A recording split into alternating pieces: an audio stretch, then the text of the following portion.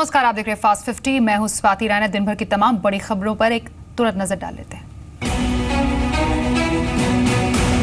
Housing sector के लिए सरकार आने वाले बजट में कई घोषणाएं कर सकती है। सूत्रों के मुताबिक सरकार हाउसिंग सेक्टर को प्रायोरिटी सेक्टर का दर्जा देने की घोषणा कर सकती है। प्रायोरिटी सेक्टर स्टेटस मिलने से हाउसिंग सेक्टर में बायर्स के अलावा डेवलपर्स के लिए भी लोन मिलना आसान हो जाएगा। साथ ही इसका इंटरेस्ट रेट भी कम होगा, जिससे डेवलपर्स के लिए हाउसिंग प्रोजेक्ट को समय पर पूरा करना और घरों की कीमतें कंट्रोल करने में मदद मिलेगी। इसका मतलब ये हुआ कि बायर्स को सस्ते घर मिलेंगे और समय से भी मिलेंगे।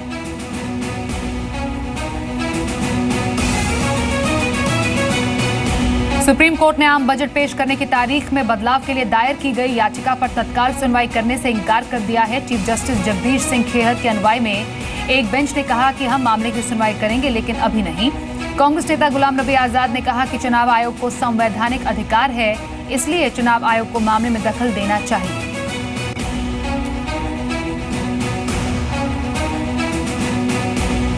सरकार ने वित्त वर्ष 2017 में जीडीपी ग्रोथ के अनुमान के आंकड़े जारी कर दिए हैं। वित्त वर्ष 2017 में जीडीपी ग्रोथ 7.1% रहने का अनुमान है। इससे पहले वित्त वर्ष 2017 में जीडीपी ग्रोथ 7.6% रहने का अनुमान जताया गया था। जीडीपी ग्रोथ का अनुमान कारोबारी साल के पहले 7 महीने के औद्योगिक उत्पादन के आधार पर लगाया गया है, यानी नोटबंदी के असर को इसमें शामिल नहीं किया गया है। मौजूदा वित्त वर्ष में भले ही जीडीपी ग्रोथ में धीमेपन का अनुमान है, लेकिन इस साल प्रति व्यक्ति आय 1 लाख रुपए पार करने का अनुमान है। इस साल पिछले वित्त वर्ष के मुकाबले प्रति व्यक्ति कुल आय में 10.4% ग्रोथ का अनुमान है। 2015-2016 के दौरान देश में प्रति व्यक्ति आय 93,293 रुपए सालाना थी।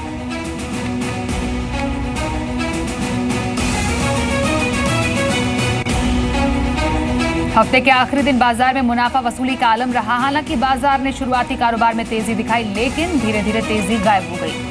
अंत में सेंसेक्स 119 अंक, निफ्टी 30 अंक गिरकर बंद हुए। कारोबार के दौरान निफ्टी ने 8,300 का लेवल भी पार किया, लेकिन मुनाफा वसूली के चलते इस लेवल पर टिक नहीं पाया। आज के सेशन में सबसे ज्यादा गिरावट आईटी, एफएमसीजी और रियल्टी शेयरों में रही।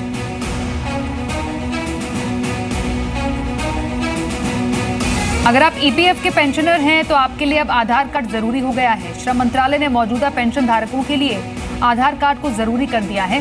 मंत्रालय के मुताबिक जिन लोगों ने आधार के लिए आवेदन कर दिया लेकिन उन्हें अभी तक कार्ड मिला नहीं, वो सबूत के तौर पर आधार एनरोलमेंट आईडी दिखा सकते हैं। जिन्होंने अभी तक आधार के लिए एनरोलमेंट नहीं कराया, उन्हें 31 जनवरी तक एनरोलमेंट कराना होगा। साथ ही मंत्रालय ने Mahatma Gandhi national rural employment guarantee scheme यानी मनरेगा के लिए भी आधार कार्ड जरूरी कर दिया है। मंत्रालय का यह कहना है कि इससे पूरे सिस्टम में पारदर्शिता आएगी और फर्जीवाड़े पर रोक लगेगी।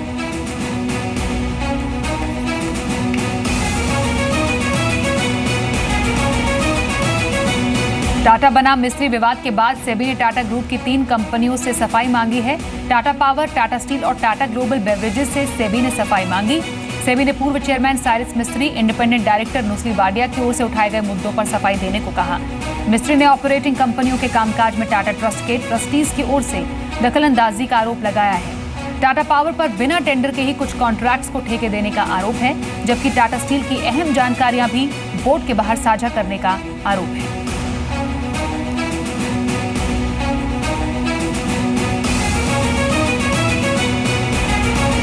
ग्रुप कंपनियों से साइरस मिस्त्री की विदाई के बाद अब टाटा सन्स से भी उन्हें हटाने की तैयारी है। प्रमोटर टाटा ट्रस्ट के निर्देश पर टाटा सन्स ने 6 फरवरी को ईजीएम बुलाकर मिस्त्री को हटाने की रणनीति बनाई है। मिस्त्री टाटा सन्स के चेयरमैन पद से हटाए जाने के बाद भी कंपनी के डायरेक्टर के पद पर बने हुए हैं। ईजीएम के लिए भेजे नोटिस में कहा गया कि मिस्त्री का टाटा सन्स के बोर्ड में बने रहना कंपनी के हितों के खिलाफ होगा। टाटा सन्स में प्रमोटर टाटा ट्रस्ट की करीब 18.5% हिस्सेदारी है, जबकि टाटा ट्रस्ट का 66% हिस्सा है।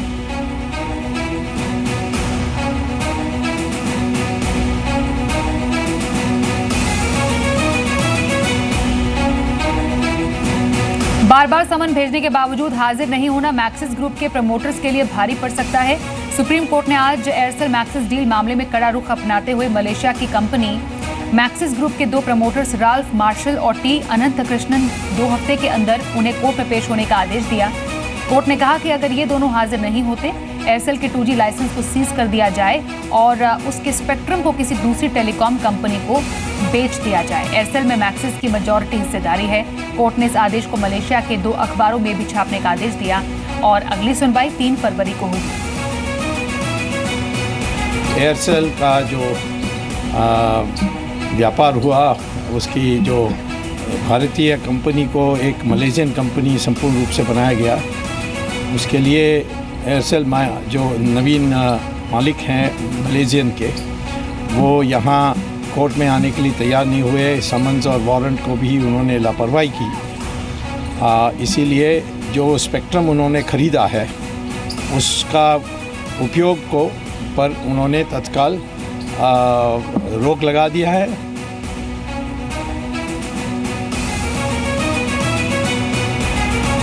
कोयला घोटाले में आरोपी पूर्व कांग्रेस सांसद नवीन जिंदल को सुप्रीम कोर्ट से बड़ा झटका लगा है। सुप्रीम कोर्ट ने निचली अदालत में चल रही सुनवाई पर स्टे लगाने की जिंदल की याचिका खारिज कर दी है। कोयला घोटाले में निचली अदालत में हुए चार्ज फ्रेम को जिंदल ने सुप्रीम कोर्ट में चुनौती दी थी और सुप्रीम कोर्ट का फैसला आने तक निचली अदालत ने सुनवाई पर स्टे मांगा था। मामले की अगली सुनवाई 23 जनवरी को होगी।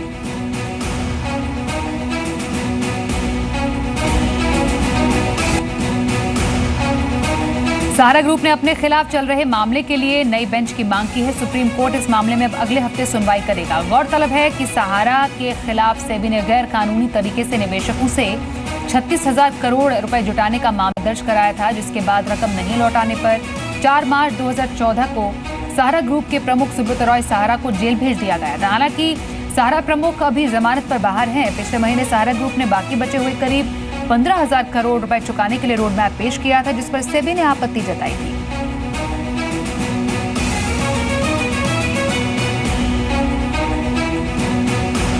एप्पल का मेक इन इंडिया प्लान अटक सकता है। पिछले साल मई में जब पीएम मोदी एप्पल के सीईओ टिम कुक से मिले थे, तब पीएम ने टिम कुक से मेक इन इंडिया की गुजारिश की थी। कुक ने भी इसको लेकर गर्मजोशी दिखाई, लेकिन अब हालात बनते नहीं दिख रहे। एप्पल ने भारत सरकार से आईफोन की मैन्युफैक्चरिंग के लिए कई शर्तें रखी हैं, जिसे सरकार मानने के मूड में नहीं। एप्पल ने सरकार से टैक्स इंसेंटिव के साथ साथ इंपोर्ट और मैन्युफैक्चरिंग ड्यूटी में राहत की मांग की। शर्तों को लेकर निर्मला सीतारमण ज्यादा खुश नजर नहीं आ रही। उनका ये कहना है कि सिर्फ एप्पल के लिए वो टैक्स नियमों में बदलाव नहीं कर सकते। अगर बदलाव हुए तो सभी मैन्युफैक्चरर्स के लिए ही होंगे।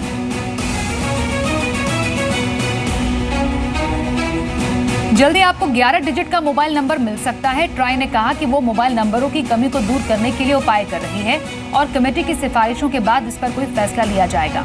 मोबाइल नंबर 11 डिजिट के होंगे या नहीं, इस पर ट्राई जल्द फैसला लेगा। फिलहाल कंपनियों के सामने नए नंबर्स देने की समस्या आ सकती है, लिहाजा भविष्य के लिए मोबाइल नंबर्स को 11 डिजिट करने के लिए विचार किया जा रहा है।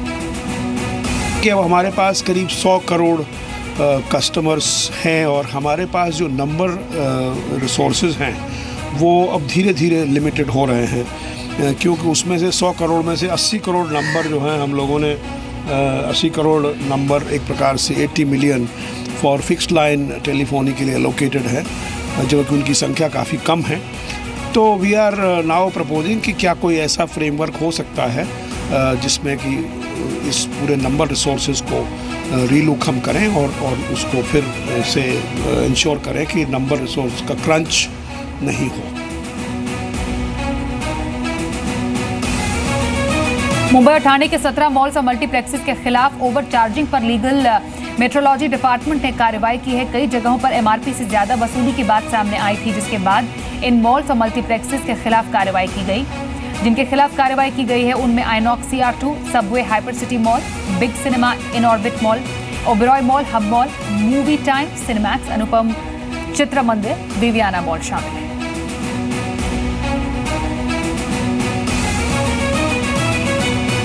ऑनलाइन सेल का मुकाबले के लिए ऑफलाइन रिटेलर्स ग्राहकों के लिए 50% छूट वाली स्कीम लेकर आए हैं। मुंबई के फीनिक्स मॉल में ज्यादातर ब्रांड्स पर 50% डिस्काउंट का ऑफर है। ये ऑफर आज और कल के लिए होगा। इसके अलावा पूरे जनवरी महीने में कई दूसरे मॉल्स भी 50% तक के डिस्काउंट लेकर आ रहे हैं। डिस्काउंट होने पर मॉल्स के साथ बड़े ब्रांड्स भी जुड़ते हैं और मॉल्स ऐसे ही ऑफर मॉनसून के कम बिक्री वाले सीजन में भी लाते हैं।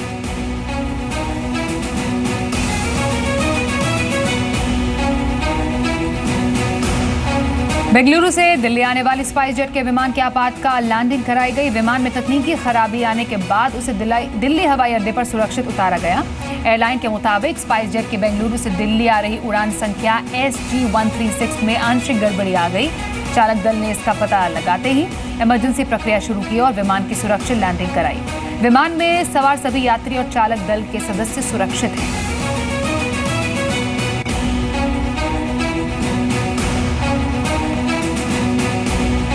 जल्दी सड़क हादसे को मोबाइल ऐप से रिपोर्ट किया जा पाएगा। रोड ट्रांसपोर्ट मिनिस्ट्री जल्द ही मोबाइल ऐप लॉन्च करने जा रही है।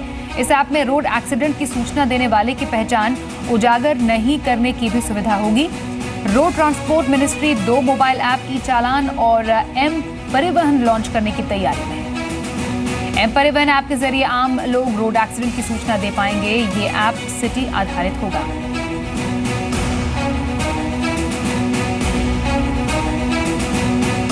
IRCTC नया मोबाइल ऐप लॉन्च करने जा रहा है, जिससे न सिर्फ टिकट की बुकिंग हो पाएगी बल्कि यात्रा के दौरान खाने का आसानी से ऑर्डर दिया जा सकेगा। रेल मंत्री सुरेश प्रभु 10 जनवरी को इस ऐप को लॉन्च करेंगे। नए ऐप की सबसे बड़ी खासियत यह है कि इसमें तत्काल टिकट की बुकिंग भी हो पाएगी। अभी जो ऐप मौजूद है उसमें सुबह 8 बजे से दोपहर 12 बजे तक टिकट की बुकिंग नहीं होती है। ऐप से रेलवे की वेटिंग वाली टिकट होने पर एयर टिकट भी बुक कराए जा सकेंगे।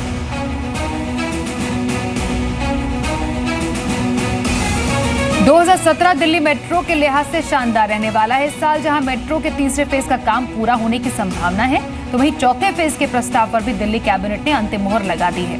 चौथे फेज के तहत कुल 79 स्टेशनों का निर्माण होगा और इसमें करीब 50,000 करोड़ खर्च आने का अनुमान है। चौथे फेज के तहत मेट्रो का 103 किलोमीटर लंबा जाल बिछाया जाएगा और 72 महीने में काम पूरा होने की उम्मीद है।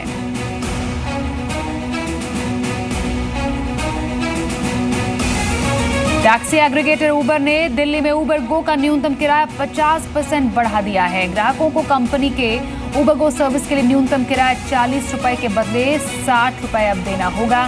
साथ ही कंपनी राइड टाइम चार्ज भी बढ़ाने की तैयारी में है, यानी कस्टमर के इंतजार कराने यहाँ पे टैक्सी के ट्रैफिक में फंसने पर ग्राहक को 1.5 रुपए प्रति मिनट अब चुकाने होंगे। उबर गो कंपनी की सबसे सस्ती सर्विस है।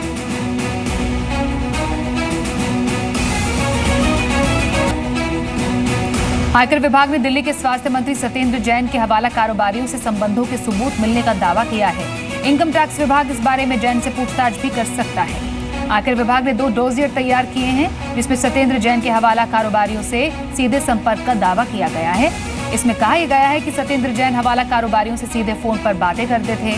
उनके बीच कोड वर्ड में कुछ सौदे भी हुए हैं।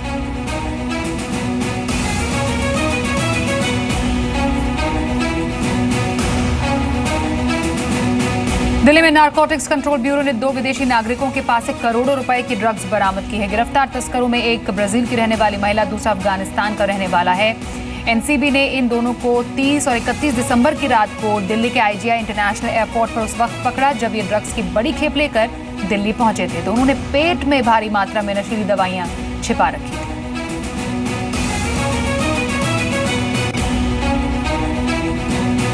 डायरेक्टोरेट ऑफ रेवेन्यू इंटेलिजेंस यानी DRI की दिल्ली जोनल यूनिट ने IGI एयरपोर्ट पर एक बड़े हवाला रैकेट का भंडाफोड़ किया है। इसमें स्मगलर्स के पास से 1 करोड़ रुपए की विदेशी करेंसी जब्त की गई है।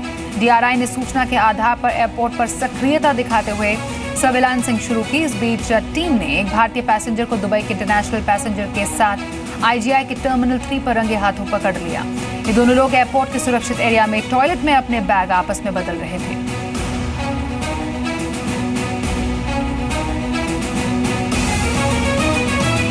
लखनऊ में कल पुलिस ने जाली नोट बनाने के साथ ही उसको बाजार में चलाने के आरोप में 2 महिलाओं के साथ एक युवक को गिरफ्तार किया है। लखनऊ के विकास नगर में से नई करेंसी के 1,79,000 रुपए के नकली नोट के साथ तीनों को गिरफ्तार किया गया है।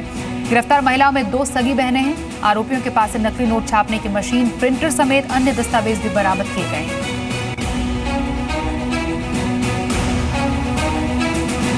पूर्वी दिल्ली नगर निगम के सफाई कर्मचारियों ने एक बार फिर अनिश्चितकालीन हड़ताल कर दी है। ऐसे में आने वाले दिनों में पूर्वी दिल्ली इलाके में सफाई की समस्या पैदा हो सकती है। 3 महीने से वेतन नहीं मिलने से नाराज पूर्वी दिल्ली नगर निगम के करीब 10,000 सफाई कर्मचारी हड़ताल पर चले गए हैं।